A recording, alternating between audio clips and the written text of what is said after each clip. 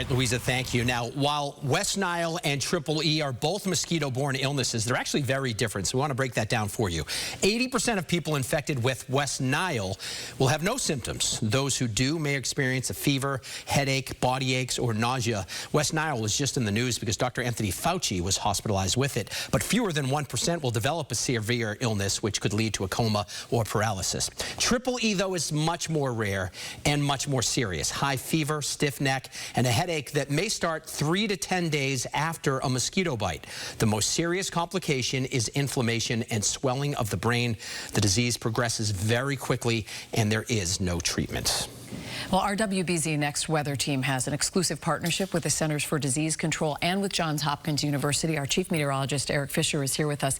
And Eric, I know you have the newest information about the areas right now that are at highest risk for Triple E in Massachusetts. Yeah, really, we only find out when there's testing, right? You have to catch certain mosquitoes, and then those have to test, and then you get a sense for where they might be living. But we have some of that data, at least, to give us an idea of where those mosquitoes are. And right now, we're getting that testing in southern Worcester County, as well as areas around Plymouth in southeastern Massachusetts, and also some pockets there toward the Merrimack Valley, and as we just saw, of course, in New Hampshire, too. And a little closer look, some of those pockets, including Dudley and Northbridge, Uxbridge, all at high Triple E risk, as well as around Plymouth in Middleborough, Carver, and Plymouth itself. So these are spots where already there's been some testing. We know there are mosquitoes there, and that risk is high.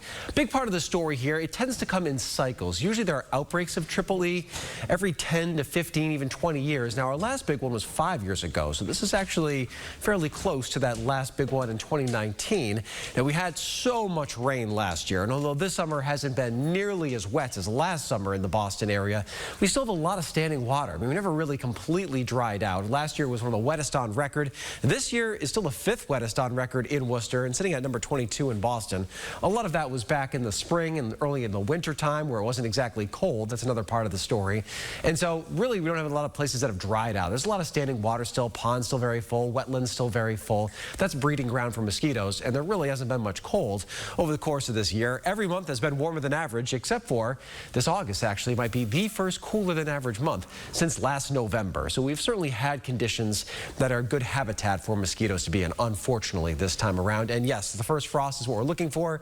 Usually that comes in September or October, depending on where you live. Of course, it usually arrives for northern areas a little bit faster. David? All right, so